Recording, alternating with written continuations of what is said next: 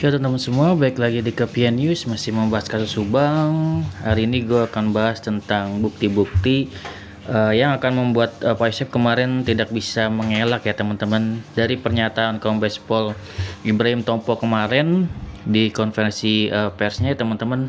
Di situ ya Pak Yosep hanya memasang muka yang tidak enak pada saat itu ya. Kenapa? Karena pada saat itu Pak Ibrahim Tompo mungkin mengatakan sesuatu yang tidak bisa dielak lagi ya, karena mengungkapkan beberapa bukti yang mencontohkan seperti apa Bang. Contohnya adalah seperti cipratan darah di tembok yang dihalangi tubuh ya. Dihalangi tubuh ini mungkin kemarin kan Pak Yosep itu kan ikut ya dalam rekonstruksi, mungkin dicocokin juga tuh untuk yang penghalangan cipratan darah tersebut cocok atau enggak, mungkin ya di salah satu badan dari tersangka, dicoba mungkin dicocokkan di badan Pak Yosep, mungkin sesuai gitu teman-teman. Ada mungkin di situ adalah bagian yang menguatkan ya. Kemudian apalagi banyak ya untuk beberapa bukti seperti kesaksian yang tidak sinkron antara Bu Mimin dan Pak Yosep ya. Dan juga kemarin ada suatu hal ungkapan dari Kombes Pol Ibrahim Tompo yang sangat mencengangkan ya teman-teman.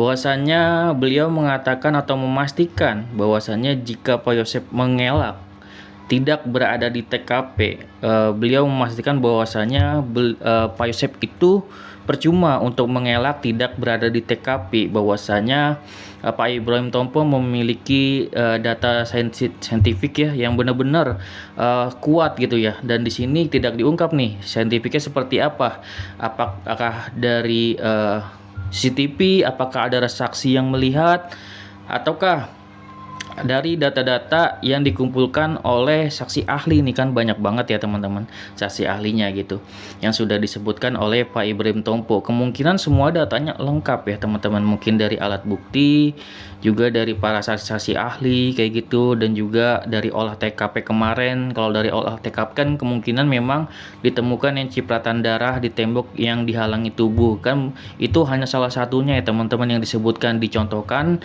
agar apa? Agar media tuh sedikit tahulah apa yang dia lakukan olah TKP kemarin gitu. Petunjuk-petunjuknya berarti banyak teman-teman, tidak hanya cipratan darah di tembok yang dihalangi tubuh. Berarti sangat kuat nih olah TKP kemarin yang dilakukan oleh Polda Jabar gitu ya.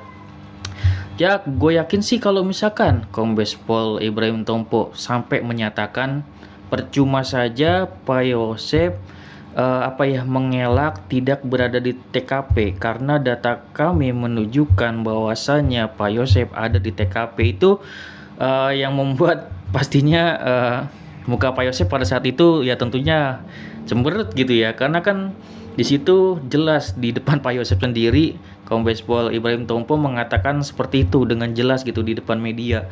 Artinya buktinya kuat banget nih gitu. Makanya Pak Ibrahim Tompo selalu mengatakan bahwasanya para tersangka tidak kooperatif karena ya datanya ini yang dimiliki kepolisian sudah terlalu sangat kuat, tapi tidak mau mengaku juga, dan itu memang hak ya dari para tersangka untuk tidak mengaku gitu, untuk menyanggah semua tuduhan dari pihak kepolisian. Dan di sini kan harapan pihak kepolisian agar bisa kooperatif dari awal, tentunya agar bisa menguntungkan juga untuk tersangka, agar bisa sedikit mendapatkan keringanan jika kooperatif. Namun jika masih mengelak sampai akhir, tentunya ya teman-teman ketahui sendiri hukuman yang akan didapat oleh Pak Yosep dan juga yang lainnya, tersangka yang masih belum mengaku tentunya akan mendapatkan hukuman yang seberat-beratnya ya teman-teman. Dan sudah dijelaskan pasal yang akan digunakan oleh pihak kepolisian sudah jelas 340. Jadi situ sudah sangat jelas bahwasanya tidak bisa mengelak lagi hukuman yang pasti dijatuhkan, hukuman mati, hukuman seumur hidup, atau maksimal 20 tahun penjara. Nah, tinggal dipilih nih, misalkan kalau Pak Yosep sudah memang sangat kuat oleh pihak kepolisian, ditentukan bersalah dan masih belum mengaku, kemungkinan kan akan dihukum seberat-beratnya nih. Kalau misalkan sampai akhir tidak mengaku, kemungkinan hakim akan menjatuhkan hukuman mati untuk Pak Yosep misalkan itu sebagai dalangnya. Dan tentunya gimana nih misalkan untuk Bu Mimin, apakah hukuman mati ataukah hukuman seumur hidup gitu kan, sebagai dalang juga misalkan kayak gitu. Dan bagaimana yang membantu di sini kan dinyatakan bahwasanya Arigi dan Abi dinyatakan oleh Kombes Pol Surawan adalah juga seperti layaknya Danu juga ya yang membantu, apakah ditetapkan 20 tahun penjara nih maksimal. Dan bagaimana dengan Danu? Apakah Danu ditetapkan 20 tahun penjara juga ataukah dia sebagai JC akan mendapatkan keringanan yang sangat ringan gitu ya. Tentunya akan mendapatkan keringannya ya. Tidak mungkin Danu mendapatkan 20 tahun penjara jika memang statusnya sebagai JC, teman-teman. Bisa 5 tahun, 3 tahun itu kan juga pasti akan mendapatkan potongan ya, potongan juga gitu. Itulah seperti yang biasanya didapatkan oleh JC, tentunya hukumannya yang paling ringan, dilindungi juga.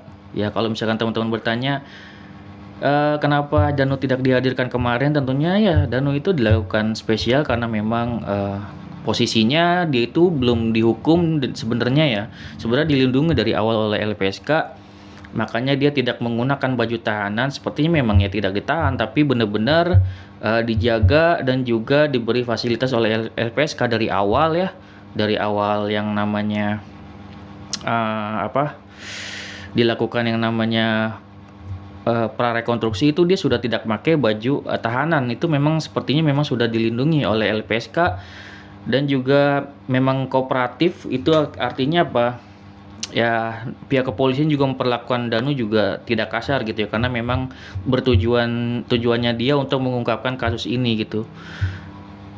Ya seperti itulah untuk LPSK, tapi memang dilakukannya lebih spesial ya daripada kasus yang lainnya gitu.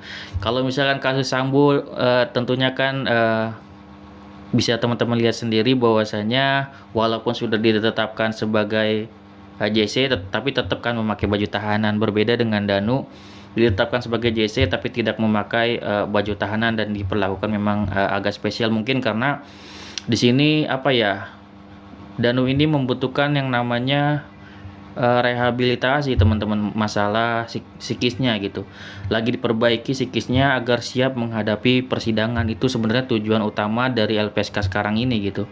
Makanya sebenarnya kontak Danu kepada tersangka lainnya itu benar-benar sangat dihindari, kecuali kemarin ya teman-teman, masalah rekonstruksi itu mau nggak mau Danu berhadapan langsung dengan Pak Yosep. Namun di situ kan Danu sangat terlihat tenang ya teman-teman. Artinya di sini psikisnya sudah kembali bagus dan semoga nanti di persidangan Danu ini bisa menghadapinya dengan tenang ya. Nanti juga akan terlihat apakah Danu berbohong, apakah Pak Yosep yang berbohong gitu kan. Kalau dari pihak kepolisian sendiri ya teman-teman sudah sangat terlihat bahwasanya Danu sudah diakui bahwasanya Danu berkontribusi gitu. Kemarin Pak Ibrahim Tompo menyatakan bahwasanya apa yang dilakukan Danu itu sudah sangat membantu pihak kepolisian untuk mengungkap kasus ini. Artinya memang sudah terbukti berkontribusi. Karena apa? Karena semua reka adegan yang kemarin dilakuin itu sesuai semuanya dengan alat bukti gitu. Dan Danu juga mengungkapkan apa yang dia tidak ketahui, apa yang dia ketahui seperti kemunculan Bu Mimin dia tidak ketahui karena kan dia mungkin ada di dalam kamar. Dan dia kalau misalkan dia pura-pura untuk mengetahui segalanya, itu ya justru dia malah akan dianggap berbohong, karena kok bisa tahu segalanya gitu kan nggak mungkin. Buktinya dia tidak tahu Bu Mimin datangnya dari mana karena dia masih mungkin di dalam kamar. Tiba-tiba Bu Mimin sudah ada di dalam aja. Kemudian pada saat mengendarai mobil itu dia tidak tahu, mungkin dia masih di dalam juga. Tiba-tiba mobil sudah diparkir gitu, dia tahunya hanya Pak Yosep menyalakan mobil kan kayak gitu. Jadi tidak semua memang Danu itu mengetahui segala hal gitu, tidak mengetahui segala hal, membuktikan bahwasanya dia di sini ada kejujuran kayak gitu. Oke. Semoga persidangannya lancar ya teman-teman. Kalau gua lihat sih persidangannya kemungkinan akan dilakukan paling lambat itu awal Januari ya, karena pada saat disetujui tentunya sebulan kemudiannya baru yang namanya dilakukan persidangan. Jadi ya estimasinya itu harusnya kalau nggak akhir Desember, harusnya ya Januari itu sudah dilakukan yang namanya persidangan. Kita doain aja, semangat terus untuk Polda Jabar, semangat terus untuk teman-teman semua yang mengawal kaos Subang. Oke, segitu ya dari gue, semoga bermanfaat. Wassalamualaikum warahmatullahi wabarakatuh. Channel video teman-teman.